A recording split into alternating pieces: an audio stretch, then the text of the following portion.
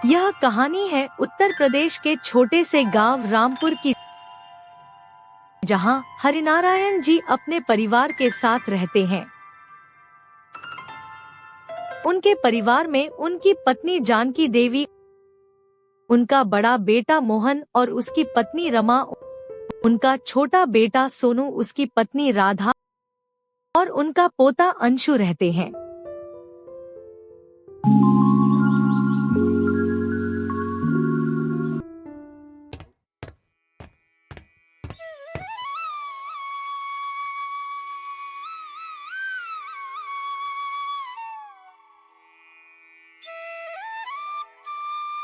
बेटा, जल्दी हाथ मुंह धो ले, तेरे लिए पराठे गरम किए हैं।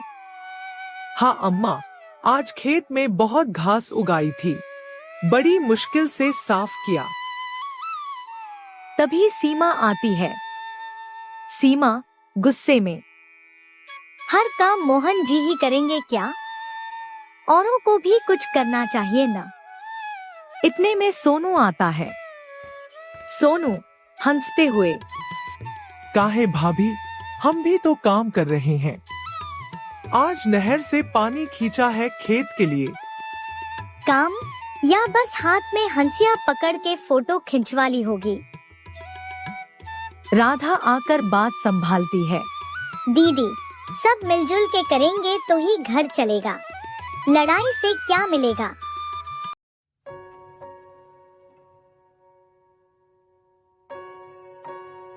शाम को चूल्हे पर रोटियां सेंकती जानकी देवी को कुछ बातों की भनक मिलती है।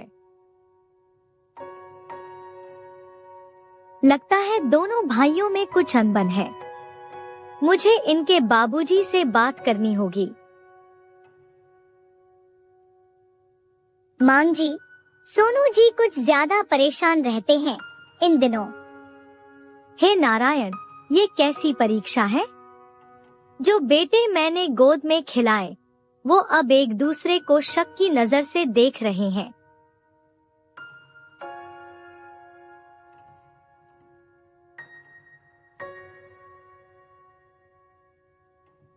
बाबूजी, मुझे अब अलग रहना है।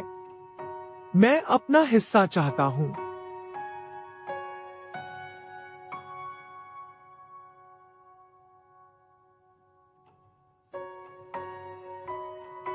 क्या कहा तूने बेटा? ये घर, ये आंगन, जहाँ तेरी किलकारी गूंजी थी, वहाँ अब दीवार चाहिए तुझे? माँ, मैं अब और अन्याय नहीं सह सकता। तो ठीक है, अगर तुम्हारी खुशी हमसे अलग रहने में है तो यही सही। कल पंचायत बैठेगी और सारा फैसला कल हो जाएगा। जिस घर की बुनियाद मेरे आंचल से रखी थी, वहाँ अब दीवार खींची जाएगी। बहुत अच्छा किया तूने मोहन, अब तू खुश रहना बेटा।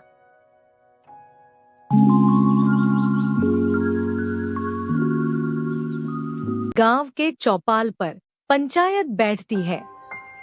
गांव के बुजुर्ग, पड़ोसी सब जमा है। सबके सामने मामला रखा गया। गांव के सरपंच, हरिनारायण, तुमने गांव की भलाई में हमेशा साथ दिया है, लेकिन अब तुम्हारे ही घर में कलह है। क्या कहना है तुम्हारा? मैं चाहता था कि दोनों बेटे एक साथ रहें, लेकिन अब मजबूरी है। अगर ये लोग घर बांटना ही चाहते हैं, तो बांट दो। रोज रोज के कलह क्लेश से यही सही रहेगा। मैं माता पिता को कुछ नहीं कह रहा, बस अपनी पत्नी की इज्जत चाहता हूँ। उसे लगता है कि हमारे साथ अन्याय हो रहा है। भैया, जो तुम्हें ठीक लगे करिए, लेकिन हम माँ बाबा को अपने हिस्से में रखना चाहेंगे। घर 2 बराबर हिस्सों में बांटा जाएगा, लेकिन माँ बाप को जो बेटा अपनी सेवा में रखना चाहता है, उन्हें वही रखेगा।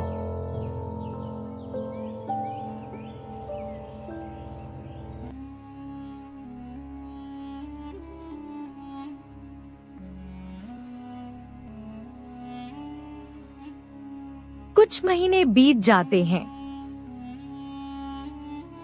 जानकी देवी अब कम बोलती हैं, हर समय पूजा में रहती हैं। वो अपने दोनों बेटों की तस्वीरें एक साथ भगवान के आगे रखती हैं। हर रात बच्चों की खिलखिलाहट की जगह अब दीवार के उस पार की चुप्पी होती है। हरिनारायण जी एक दिन कहते हैं, जानकी, लगता है हमने ही कुछ गलतियां की। शायद ज्यादा सिखाया, कम समझाया। नहीं जी, गीली मिट्टी को कितना भी घड़ा बना दो, अगर आग में फूट जाए तो दोष कुम्हार का नहीं होता। समय के साथ साथ हरिनारायण जी बीमार पड़ते हैं। सोनू उनकी सेवा करता है।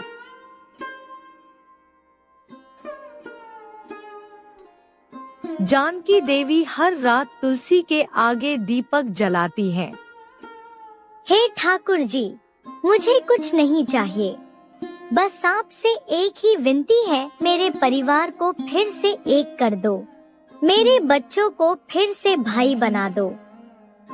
तभी रात में जोरदार बारिश होने लगती है। मैंने क्या कर दिया? मैंने ये बंटवारा क्यों मांग लिया? अब तो मेरे जीवन में न चैन है और न ही सुकून, बस एक खालीपन है जिसमें न माँ बाबूजी का आशीर्वाद है न भाई का प्यार। तभी अचानक हरिनारायण जी की तबीयत बहुत ज्यादा बिगड़ जाती है। सोनू भागकर गांव के वैद्य को लेने जाता है।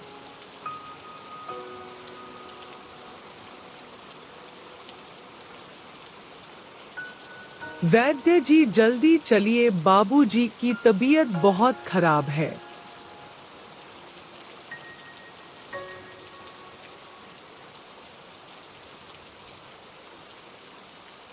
जब वैद्य कहता है कि हरिनारायण जी का समय कम है, जानकी खुद मोहन के पास जाती हैं। दीवार के पास खड़ी होकर आवाज देती हैं, मोहन, तेरे बाबा तुझे याद कर रहे हैं। उनका आखिरी समय है बेटा, आजा। मोहन चुपचाप सर झुकाकर बाहर आता है। मोहन भागकर बाबा के पास आता है, उनके पैरों में गिर पड़ता है। बाबा, माँ, मुझे माफ कर दो, मेरे लालच ने ये दिन दिखाया। जानकी देवी मोहन को गले लगाकर रोने लगती है। बेटा, तू आज भी वही है जो मेरी गोद में सोता था। हम माँ बाप माफ करना जानते हैं, पर तुझे अब खुद को माफ करना होगा और रिश्तों को जोड़ना होगा। मोहन और सोहन गले मिलते हैं। दोनों भाई खुद दीवार तोड़ते हैं। जानकी देवी एक एक ईंट हटती देखती हैं। आंखों से बहते आंसू अब राहत के हैं। आज घर फिर से घर लग रहा है। फिर से मेरे चूल्हे पर एक साथ रोटियां सेकेंगी। फिर से मेरे पोते एक साथ खेलेंगे।